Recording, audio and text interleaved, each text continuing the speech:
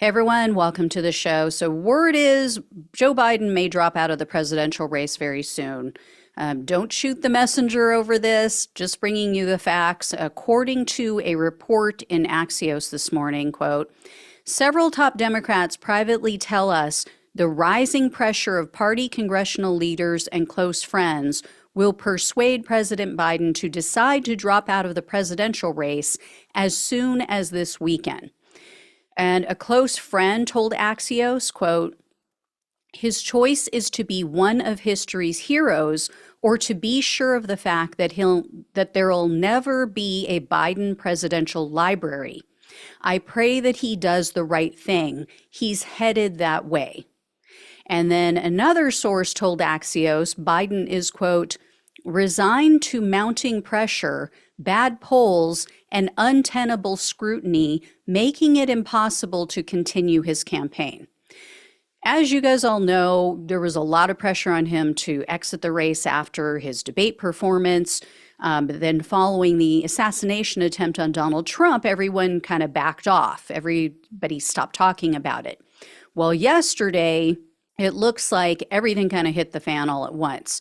There was a new AP NORC poll that was released showing that 65% of Democrats think that Biden should withdraw from the race. So these are voters, people out in the wild, right? Not the party elites.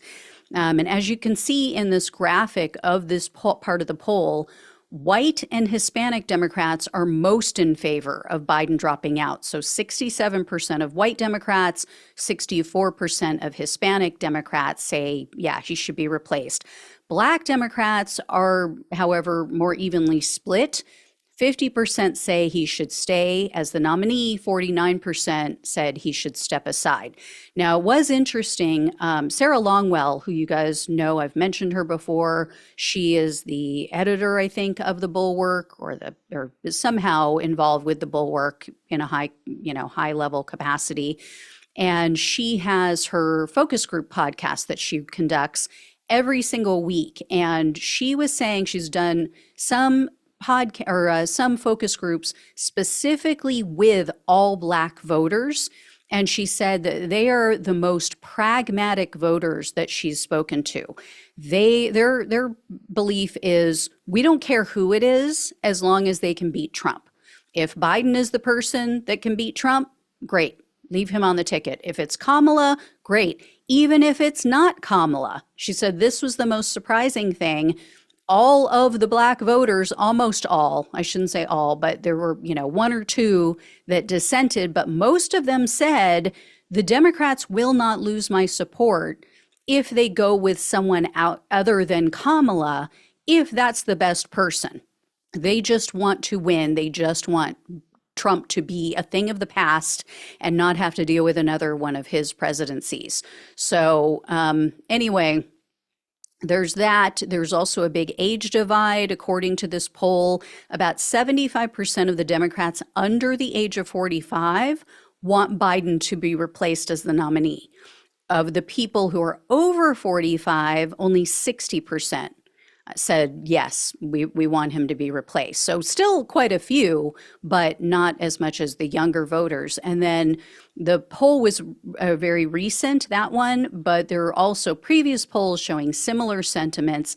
And then this morning, there was an Emerson College poll that came out showing Trump leading Biden by very comfortable margins in seven different battleground states. So this was a national poll. It was conducted July 15th and 16th of 2,000 registered voters. It showed Biden losing support and Trump gaining support after the assassination attempt. In Arizona, he leads by more than 6 points. He has a similar lead in Georgia and a 3-point lead in Michigan. He is up by Trump, meaning he is up by 5% in Nevada. In Pennsylvania as well, also 7% in North Carolina, and just over 4% in Wisconsin. And that wasn't the only poll to show Trump winning in the battleground states. So what you see here on your screen, this is a study, or this is the result of a study and a poll, also in 7 battleground states. And this was a very large sampling. They tested 15,000 voters. So this was conducted by a company called Blue Labs. And as you can see, they found that Trump is winning comfortably again. They use the word comfortably, even in states that were unthinkable.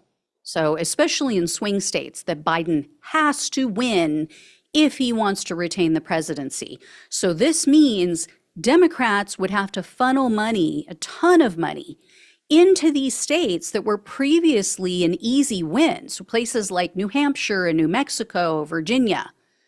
And then even then, they could pump all this money in there and put up all these ads, but it doesn't mean that it's going to make a difference because the biggest thing that you hear is Biden's age, and not even just his age, his cognitive abilities. So people always say, I don't care how old someone is as long as they're all there, they can do the job and, functioning.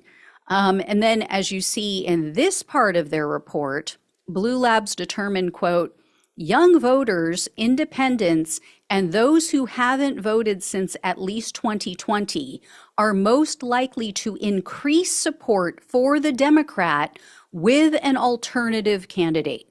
They also found that other Democrats outperformed Biden in head-to-head matchups with Trump. Even Kamala Harris outperforms Biden in that regard. And the reason being is that alternative Democratic candidates are pulling in some undecided voters, also some voters who are planning to vote third party, and then even some who had moved back to Trump. Now, unfortunately, Kamala Harris does not score as high as some of the other Democrats. So as you see here, the candidates who rank highest were Arizona Senator Mark Kelly, Maryland Governor Wes Moore, Pennsylvania Governor Josh Shapiro, and Michigan Governor Gretchen Whitmer. Now, all of them scored higher than Biden by about 5 points. My question is, though, how would it maybe change Harris' numbers if she was named, or if she named one of these four people as her running mate? I think if you had a Harris Kelly ticket or Harris Shapiro, I think it would do well.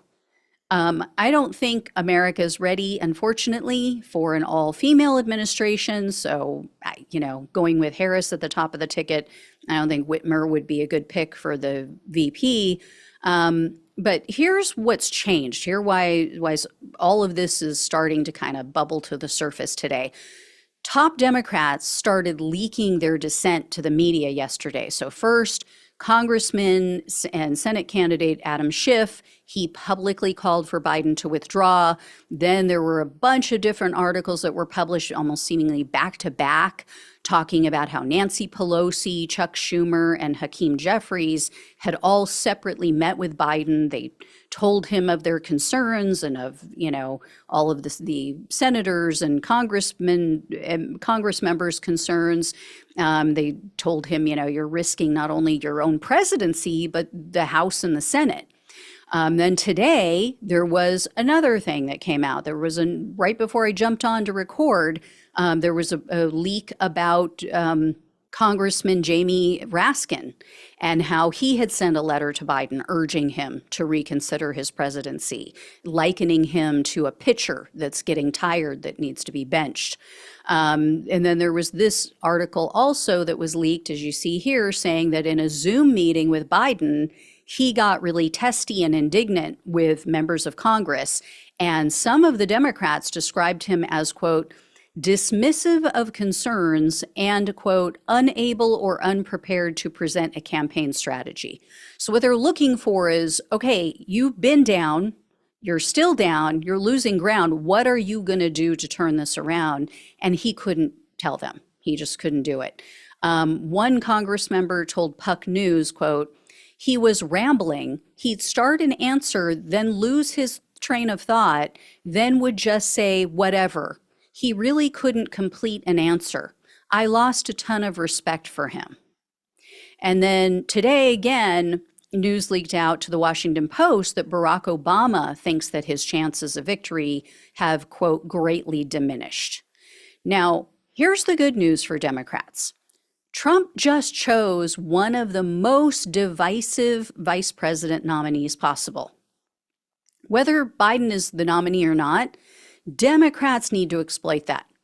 They need to hang JD Vance around Trump's neck with this bright, flashing neon sign saying, far right extremist MAGA man, right? I mean, remember, JD Vance said women should stay in abusive marriages for their children. I mean, he's clearly never known anyone who lived as a child in an abusive household. Give me a call, JD. Would love to fill you in. Would love to tell you what kind of hell that is. What kind of long-term effects of living in that environment are. The living, feeling helpless and feeling terrified on a daily basis. Would love to enlighten you, idiot. And Vance also has very extreme views on abortion, on the LGBTQ plus community, foreign policy, a ton of other stuff. So he was a gift that Trump handed the Democrats on a silver platter.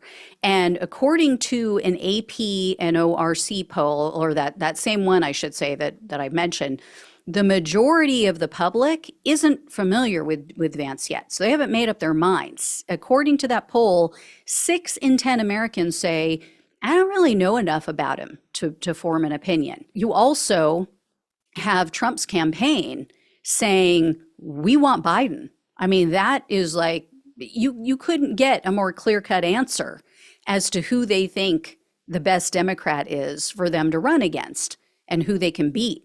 You know, there was a report too, right before I came on air, about how the Trump campaign and Trump people are freaking out at the idea that Biden might be replaced because they see him as completely and totally beatable. So there's that. And then, you know, there's another thing that Democrats should be happy about, or at least not be freaking out about, I should say. There is plenty of time to switch candidates if the Democratic Party chooses to do so. You know, I find it hysterical that there's so many people out there, and I see them in the comments section, you know, talk out of both sides of their mouth. They'll say, oh, don't worry about the polls. You know, we still have months until the election. That's plenty of time to turn things around.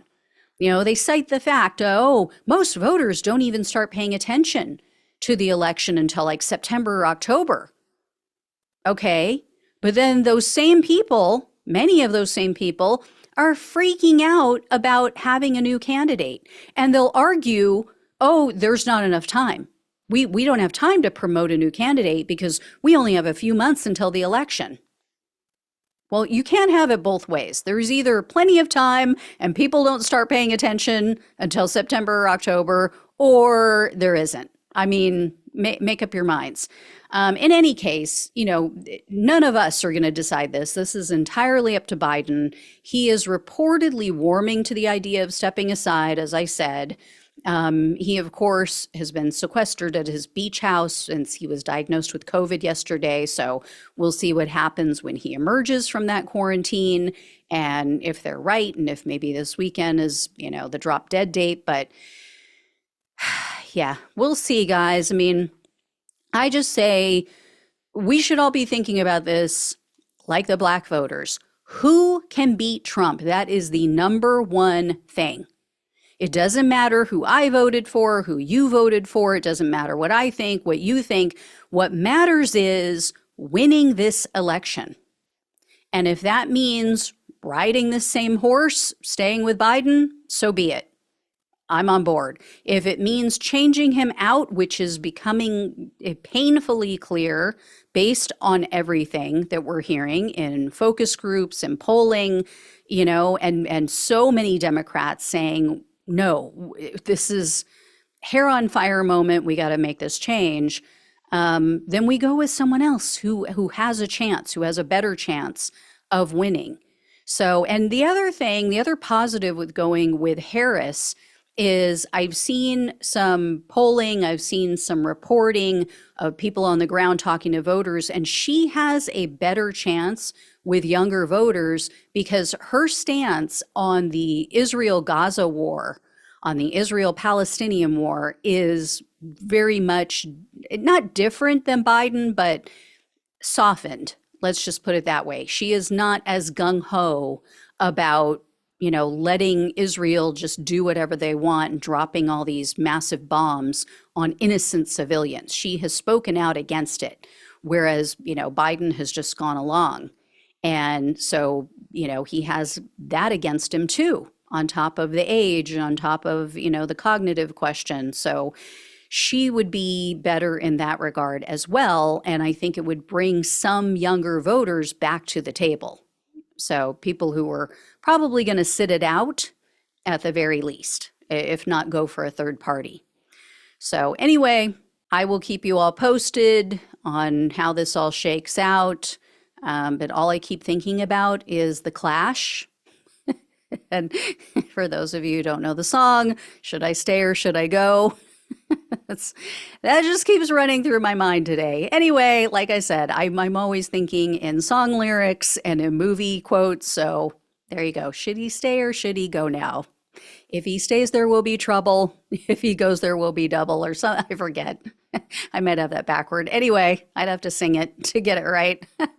All right, guys, I will let you know when I hear more. Thanks so much for watching and listening. Please like, please share, and subscribe. Please donate if you can. Love you all. Take care. Talk with you soon.